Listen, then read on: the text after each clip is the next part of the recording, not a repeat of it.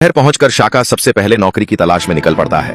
वह हर जगह जाता है, पर हर कोई उससे कि कितनी क्वालिफिकेशन है पूछता है और शाका अनपढ़ नजीर होता है, इसलिए उसे कहीं नौकरी नहीं मिलती। ऐसे ही 1 महीना गुजर जाता है और शाका अब भी बेरोजगार ही रहता है।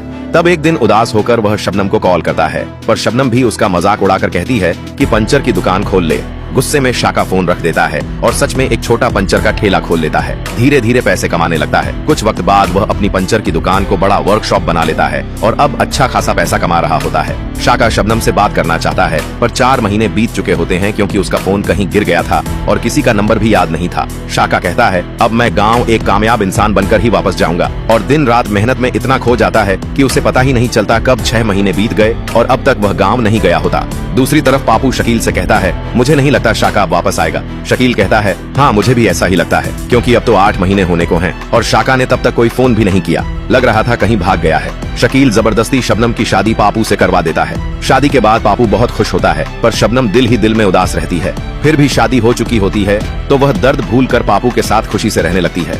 उधर शाका 1 साल बाद वापस आता है तो वह बहुत अमीर आदमी बन चुका होता है।